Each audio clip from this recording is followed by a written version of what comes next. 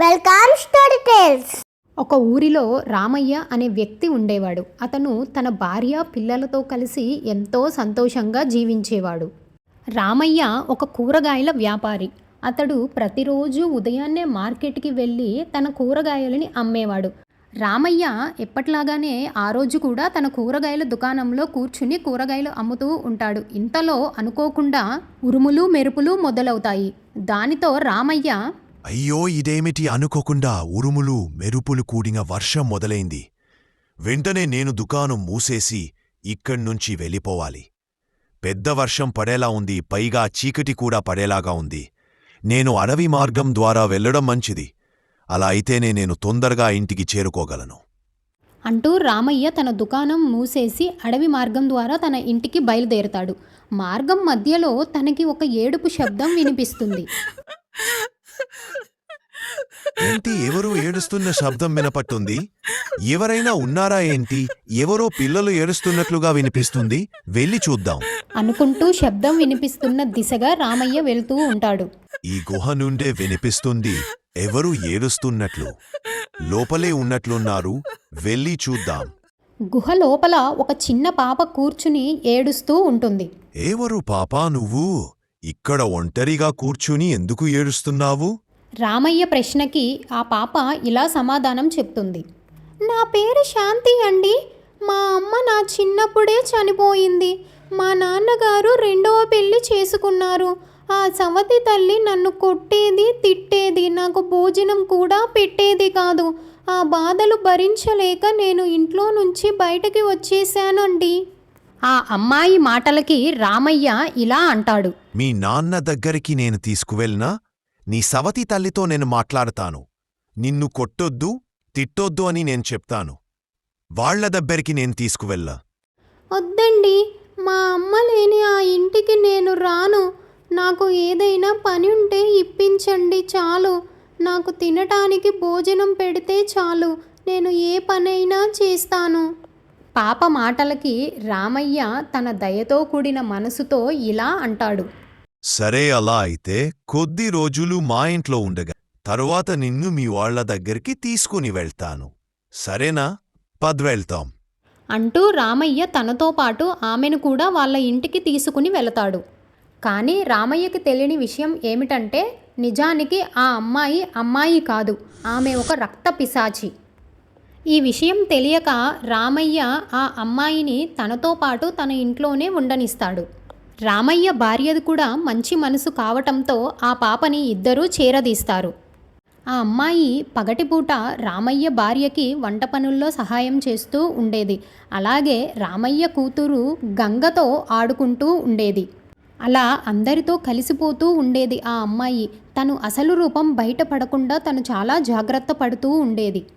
ఇలా కొన్ని రోజులు గడిచిన తరువాత ఒకరోజు రాత్రి అందరూ నిద్రపోతూ ఉండగా ఆ అమ్మాయి తన అసలు రూపమైన రక్త పిశాచిలా మారుతుంది.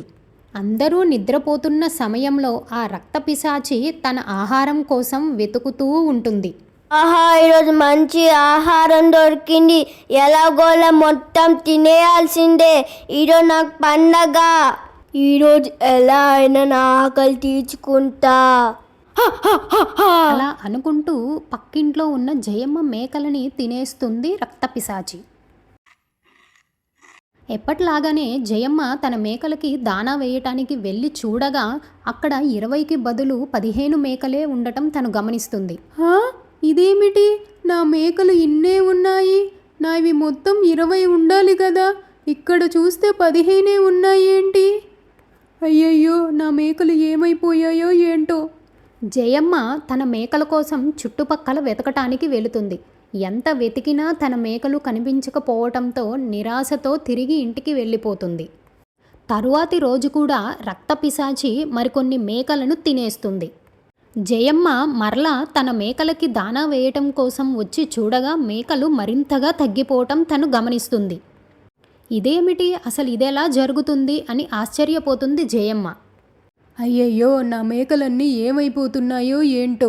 ఈరోజు ఎలాగైనా నా మేకలు ఏమైపోతున్నాయో నేను తెలుసుకోవాలి అంటూ జయమ్మ నిర్ణయించుకుంటుంది. తర్వాతి రోజు జయమ్మ చాటుగా నిలబడుతుంది.